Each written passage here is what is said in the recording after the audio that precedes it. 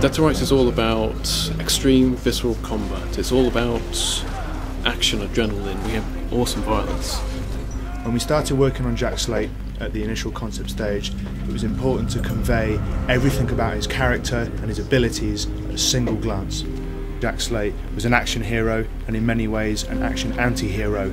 Although his face conforms to heroic stereotypes, there's also an expression in his eyes and in his neutral face that suggests thinly shackled urges of violence and a feral nature that ties him to Shadow. We took the obvious route and tried to make the characters photoreal, but when we started playing we kind of found that it backfired on us. It was just so visceral, it just made people uncomfortable playing, hitting these really kind of photorealistic characters and seeing them react to it. We didn't want to water down the violence and the action, so we took a different route and a different approach to the characters, made them stylised and graphic, and we just felt this worked so much better.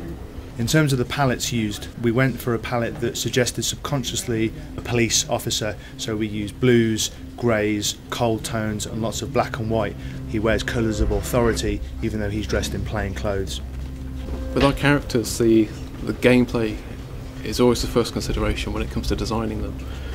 And Jack's design almost completely stems from his fighting style. He fights like a boxer, he's all about power, there's very little showiness, it's all about impact. The guy is basically a tank. So we have a very muscular, hugely stacked design to reflect that. Jack and Shadow were definitely designed as a pair. They both share this wild, lupine look and their feral nature. Shadow is quite literally Jack's animalistic side. When it came to making Shadow, we had to be as practical as possible. He's an agile and powerful character, and we needed to make sure that the model would allow the animators to move him in such a way that this was clear. As part of that, we spent an awful lot of time developing a specially created fur shader, just for that extra touch of authenticity. Shadow looks like a real dog, he acts like a real dog, he feels as if he's that proper canine as opposed to some stupid AI buddy.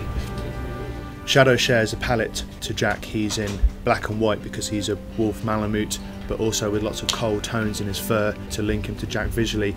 They both have these lupine, glowing, fierce animal eyes that indicate that they're ready for action at any point. They have physical similarities in that they're both built for speed in the hindquarters and in the upper body for raw explosive power.